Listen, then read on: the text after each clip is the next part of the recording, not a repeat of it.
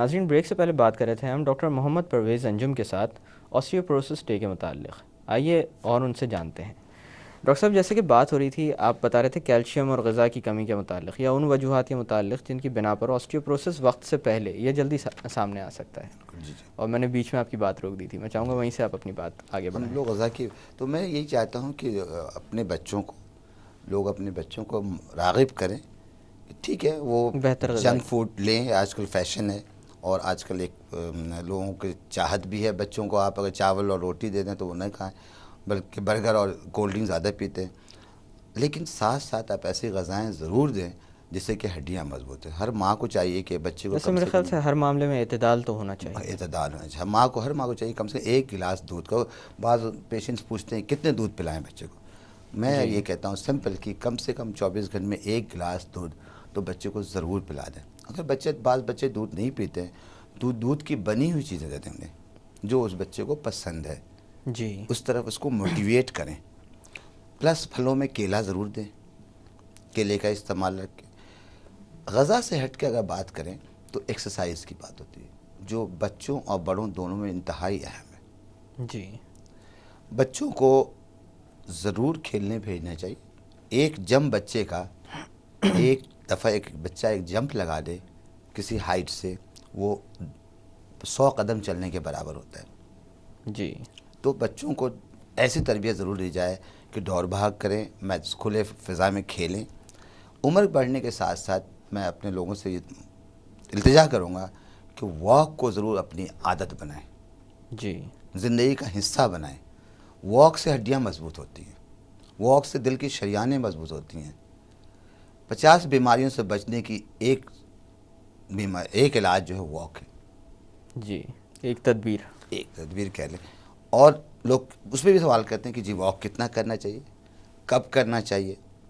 Walk کے لیے صبح کا وقت بہترین وقت ہے، لیکن اگر کوئی نہیں کر سکتا، آج کل دور میں بہت مشکل ہے، تو جسے جب ٹائم ملے وہ واک کرے. جی واک کتنا کرے؟ واک جتنا کر سکتا ہے اتنا کرے. اگر میں 15 منٹ چلتا ہوں، میں تھک جاتا ہوں تو میں 15 منٹ چلوں. آپ ہاف این آور کے بعد تھکتے ہیں، آپ ہاف این آور کریں. یہ آہستہ آہستہ یہ ڈسٹینس بڑھ جاتا ہے. 15-20 دن آپ کریں گے تو آپ کی واک 1 گھنٹے ہو جائے گی. جی واک کیسے کریں؟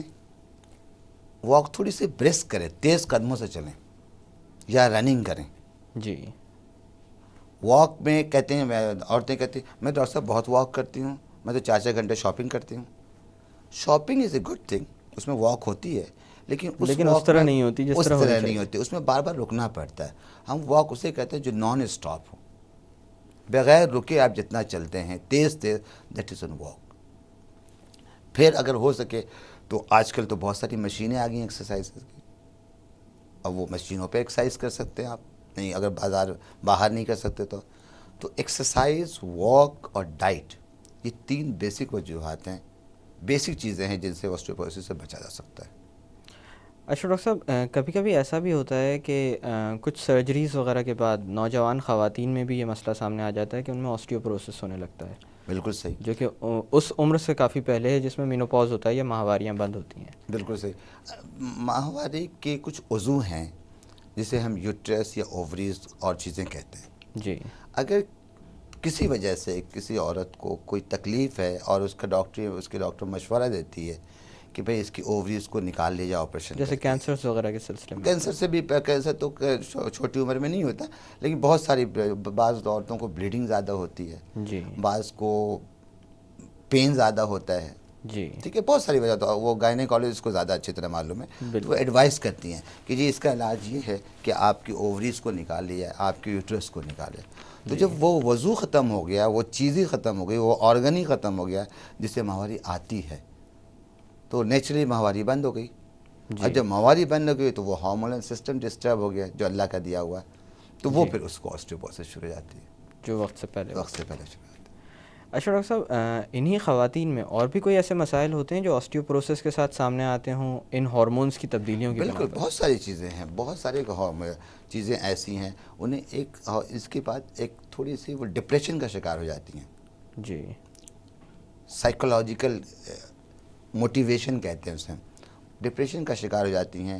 بہت سی عورتوں کو عجیب عجیب سا جیسے جسم میں سنسناہٹ ہو رہی ہے، گرمی زیادہ لگ رہی ہے، سردی زیادہ لگ رہی ہے.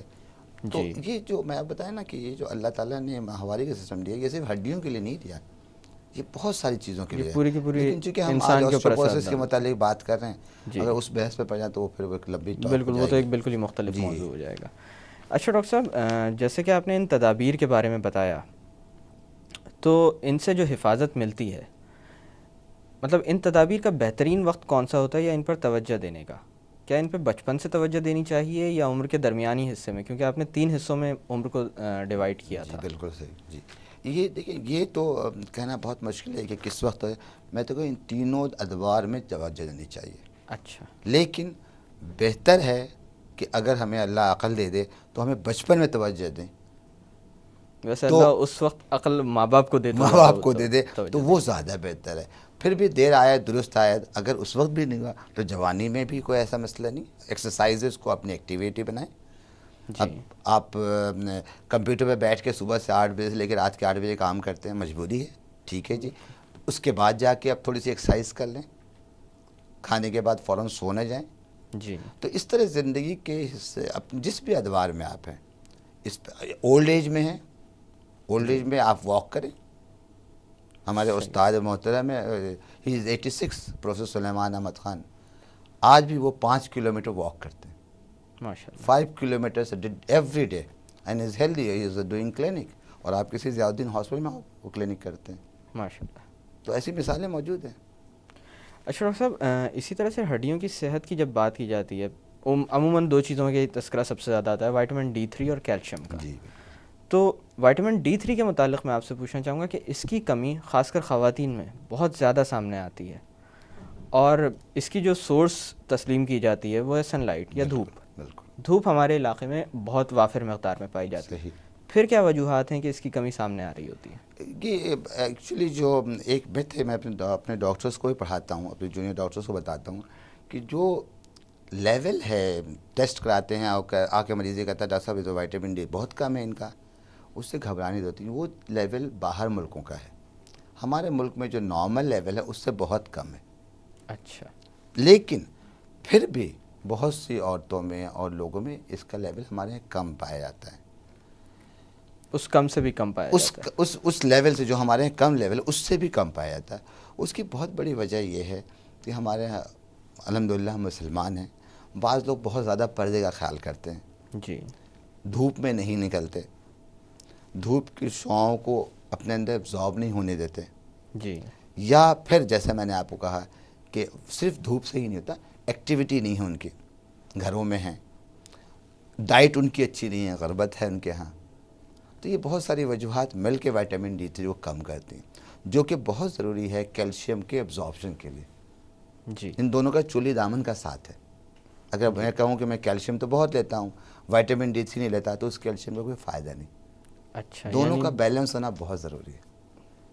اگر جس میں وافر مقدار میں وائٹامن D3 نہیں ہے تو جی. کیلشیم زیادہ لینے کا کوئی فائدہ نہیں. اچھا ڈاکٹر صاحب، اسی طرح سے ایک اور اقدام کیا جاتا ہے کیلشیم کو خاص کر بہتر بنانے کے لیے. جنرل فزیشنز بھی اکثر و بیشتر یہ کام کر رہے ہوتے ہیں، لوگ اپنے طور پر بھی یہ کر رہے ہوتے ہیں کہ کیلشیم کی ادویات لی جاتی ہیں یا سپلیمنٹس لیے جاتے ہیں. یہ سپلیمنٹس وہ لوگ بھی لے رہے ہوتے ہیں جن کو ڈاکٹر نے پرسکرائب نہیں کی ہوتی یا شاید جن کو جی ضرورت بھی نہیں ہوتی. بالکل. اس کا کوئی فائدہ ہوتا ہے یا کیلشیم لیولز کو یہ بہتر کرتا ہے؟ یہ اگر اس پورے ہم لوگ کی ٹاک سے اگر لوگوں کو اتنا بھی فائدہ پہنچ جائے تو بہت بڑی بات ہے کہ یہ کیلشیم لینا بہت نقصان دہ. جو بھی پیشنٹ ہڈی کا آتا ہے ہمارے پاس، ڈاکٹر صاحب کیلشیم کی کمی ہو گئی ہے، یہ بیماری کیلشیم کی کمی ہو گئی ہے، چاہے وہ بچہ 10 سال کا ہو یا 50 سال کا ہو. جی یہ بہت غلط ہے. ہمارے یہاں ایک کوانٹٹی ہے کیلشیم کی جو کہ انسان کو لینا چاہیے. اگر ایک شخص نارمل ڈائٹ لے رہا ہو، نارمل غذا لے رہا ہو، اسے کیلشیم لینے کی قطعی ضرورت نہیں ہے. اللہ تعالیٰ نے ہمارے فوڈ میں اتنا کیلشیم رکھا ہوا ہے کہ وہ ضرورت سے زیادہ ہے جو ہمارے پیشاب و پائخانے کے ذریعے نکل جاتا ہے. جو مقدار چاہیے وہ جسم میں رہتا ہے اور باقی نکل جاتا ہے. یعنی جذب اتنا ہی ہوتا ہے جتنے کی ضرورت چاہیے، اور اس سے اضافی مقدار میں ہم اسے لے لیتے ہیں کھانے کے ذریعے، تو اسے ضرورت نہیں ہے. ہاں اگر ڈاکٹر یہ سمجھتا ہے کہ اس شخص کو کیلشیم کی کمی ہے، اس کی ہڈیاں ایسی ہیں، اس کی وجہ سے کچھ پرابلمس ہو رہی ہیں، تو وہ جب تک پرسکرائب کرے ضرور لیں. لیکن اپنی سیلف میڈیکیشن آپ کو معلوم ہے دنیا بھر میں منع ہے. جی اور بالکل. اسی وجہ سے آپ ادیب رضوی صاحب سے بات کر لیں، انٹرنیشنلی فیم آدمی، جی وہ آپ کو صحیح بتائیں گے کیلشیم سے کتنے اسٹونس آ رہے ہیں ان کے پاس. کیلشیم صرف کھانے کی وجہ سے کڈنی اسٹونس بننے کی تعداد زیادہ ہو گئی ہے لوگوں میں. جی. تو یہ ایک بہت بڑا فیکٹر ہے، اور لوگوں سے میری التجا ہے کہ اپنے طور پہ کیلشیم نہ لیں، ڈاکٹر جب تک کہتا ہے جب تک لیں. ڈاکٹر صاحب یہاں پہ تھوڑی دیر کے لیے باتوں کا سلسلہ روکتے ہیں. ناظرین وقت ہو ایک چھوٹی سی کمرشل بریک کا. بریک سے واپس آ کر آسٹیوپروسس کے متعلق مزید بات کی جائے گی. Keep watching the health show.